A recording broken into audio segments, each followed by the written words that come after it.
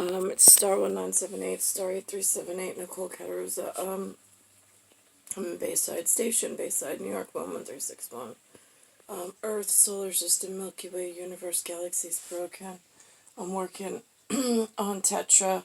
I'm in the symbology at the moment. I have been, with rare instances, within this symbolic system for my entire time frame. Very briefly, I went to something called London. Briefly, I went to something called, or the area around London. I don't know what they call that in United Kingdom prowess or linguistics, I'm not sure. And then we flew to Ireland, and we drove up and down the coast. Claudia Dean or Kenneth Dean could tell you more. They were older, and I was just a passenger with them.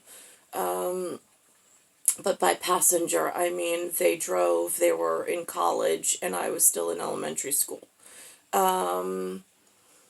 So passing as older or more mature than my skin was only like in 1989. I think I was like around 9, 10, 11, somewhere around there. And they were in their early 20s, I think. Anyway, so let's think about this. So yesterday on Instagram, I don't scroll or troll Instagram. However, I do have one set of friends from the U.S. Coast Guard. I don't know how we became friends, but I'm glad that they made my feed because they have these wonderful photos of what they do, which gives me hope in the world. And trying to, almost like when you have an amnesia patient, you try to, as a family member, you try to visually display photos that might spark a memory. Like, I guess with me and the U.S. Coast Guard, it would be like water, boats, and their blue uniform of like safety and assurity and like somebody out there cares. Or at least that's what they're trained to do about the people on land. So now, or so my love of romance wants to think with humanity, although the people on land, I'm going to assume they stay out on the boats a lot, because the people on land have not shown, I mean, whatever. The people who have made it into my proximity, for the most part, have not shown violent anger that I appreciate. Whoever handles that plan of attack, to get them before they get on the field. But now the Coast Guard gentleman went on the he was inside. He was not on an outdoor boat. Yesterday there was a, I mean, I'm assuming there's a lot of Coast Guard men and women. I've seen pictures of women as well, but we're going to go with the storyline of one man. This man looked like he is perhaps a family member of some area of the United States of America and myself. I'd be in New York, stuck by myself. He's somewhere else. So now he was in an indoor swimming facility, and it had really tall ceilings, painted all a very specific white color, and then the metal like truss system, and whatnot. And then underneath was the pool with the navy blue and yellow, whatever those cords are that do the swimming lanes. I don't know the professional verbiage for it, but it brought back for me, I'm like, oh my gosh, that looks just like the facility. Like in 7th grade, I mean, again, I used to go to Cold Spring Harbor Elementary School by bus, and then they would bus me home. And then I was locked in for the night. And sometimes I got to go play up the block if I walked there, because Linda and Lou weren't home yet, at a friend's house. so that was my daily whatever. But in 7th grade, my physics teacher, physical education, but physics, is I think what they called it, was Mr. Frank. And that's Mister, and then Frank. In North America, they put a Mr. or a Mrs. in front of the surname. So his surname was Frank. It was not a first name, because that gets confusing in this whatever North America, because then there's 2 other Franks that I've run into. And so now, the Mr. Frank that took me to 7th grade swim class, it was in a facility that looked like the one that the U.S. Coast Guard was standing in. I had no idea. We didn't have a pool at the school. I thought it was Huntington High School. So we got on a bus from from our junior high schools, Cold Spring Harbor Junior High. It's our first year. We got on a bus there. We were taken to the other high school, is what they called it, and then we were able to practice for the swim team. That's all I know. And then we went and we competed at the swim team. I had no benchmark if the adults were telling the truth or not, and I didn't question them since they were the authority, and they were the ones who made the plan, who helped us learn how to swim the different strokes, and then they gave us instructions as to how we did. I mean, that was a simple loop of human interaction, but the spark of memory of an inside facility, because we didn't have our own pool, was important. And at the time, I had never heard of the special bathing suit for our special team, but it was Speedo, Speedo.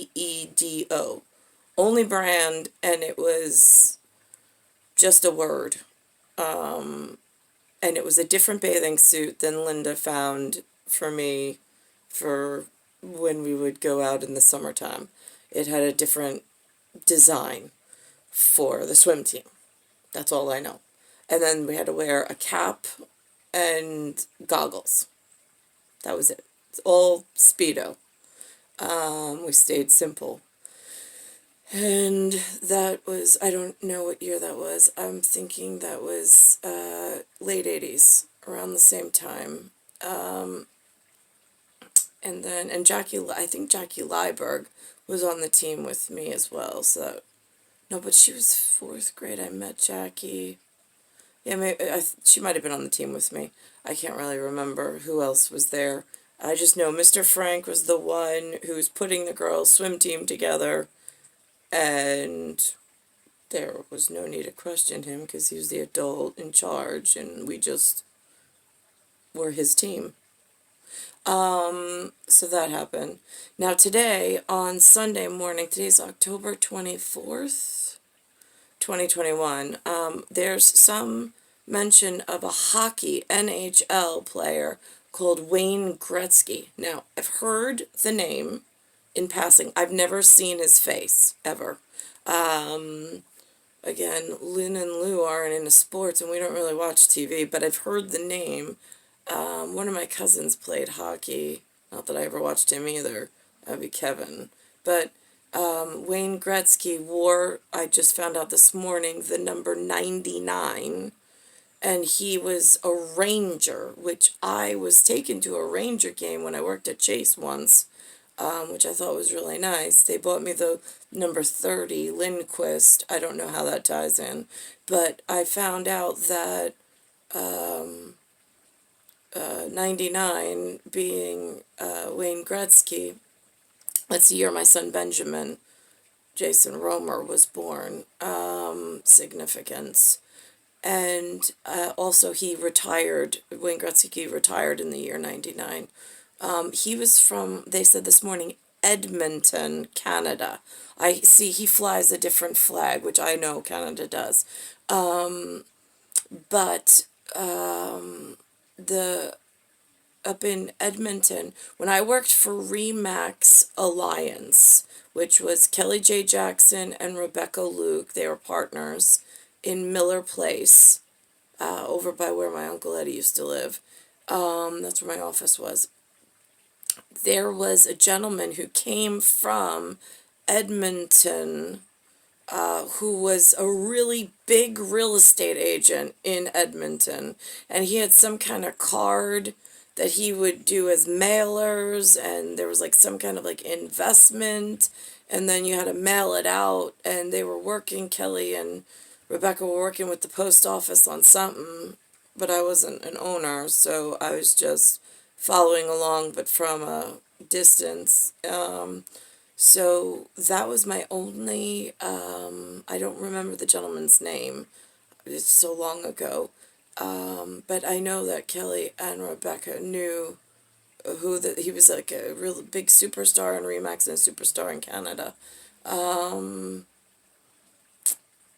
And then, so that was that. And then I was invited by Steve Morris and Rich McQuillan. Well, Steve Morris invited Rich McQuillan and myself to, I can't remember, Toronto or Ontario. I apologize again. My memory's like not the best with the stuff. I didn't realize there was going to be a quiz at the end of life. And so I went there to his private facility, where he was teaching about the company Exit, which I thought, I mean, it is such a treat to get to listen to him speak, and about, and it was a really nice week, because then he had guest speakers and things. It was a really, really nice time. But that was, I think, I don't know where Edmonton is, because I don't really know Canada very well. I haven't studied their geography. I just know that they're Providence, but I don't really know what that means in the big schematic of what I'm missing. I know they're a big piece of what I'm missing. I could tell going up there were, like, per capita, way more beautiful people in Canada than in New York. Just letting you know. Let's think about this. Right, so that swim team thing was important, but I don't know what for. I just remember, I mean, I just followed instructions. There was no real, I mean, when nobody builds you a construct of what things look like or an importance of whatever. But then at some point, there was something called a, like, I got some kind of like a premonition or intuition that it was like, all right, if we did like a Where Are They Now, like our favorite kids from the 80s that we were going to root for, and we did like a Where Are They Now compared to some of the other children of Earth, how would one of our favorites stack up against how the rest of the humans did?